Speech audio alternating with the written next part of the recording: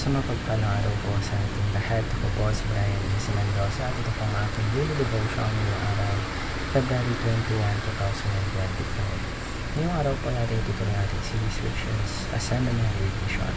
Specifically, ang topic po natin for today is about concurrence. So, sabay-sabay ba ang pagsubok sa buhay mo?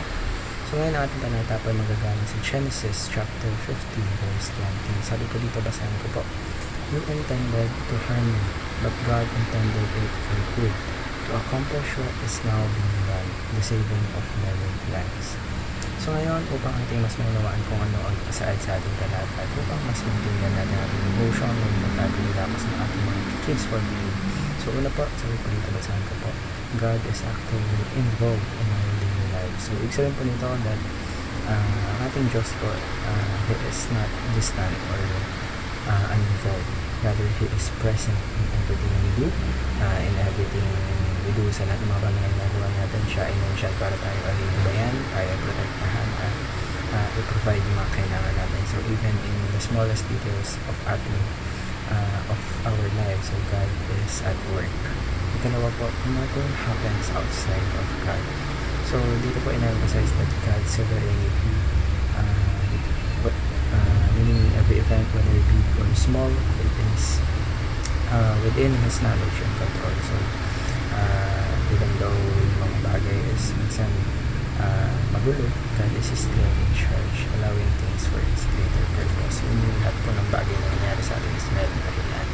Ikatlo po, God is actively working even through evil. So while evil exists dito sa ating mundo, God can turn bad situations into opportunities para tayo po ay mag-grow. So, redemption and His glory, this does not mean He causes evil, but He can use it para i-fulfill yung divine plan niya. So, as seen in biblical stories like Joseph, gaya po ng sinabi ko dun sa nakasaad sa Genesis chapter 50 verse 20 and Jesus' crucifixion.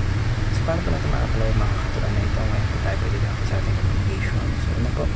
Ask God to increase our faith. So, since ang ating Diyos po control, so we should pray for stronger faith na magkaroon tayo ng mga sa pananampalataya upang tayo ay magtiwala pa sa Kanya. So, especially in times that are difficult. So, faith helps us see beyond our struggles and rely on His goodness. Kalawa po, accept God's sovereignty decision. So, minsan po, hindi natin naintindihan yung mga bagay na nangyari sa atin, but instead of questioning or resisting God's will, dapat we should humbly accept that His ways are higher than ours. Mababasa po natin yan sa Isaiah chapter 55 verses 8 and 9. Katlo po, actively cooperate with God. So, yung pananampalataya po, it isn't just about believing but also obeying. So we should align our actions with God's will, wherein we seek Him through prayers, so following His commands, and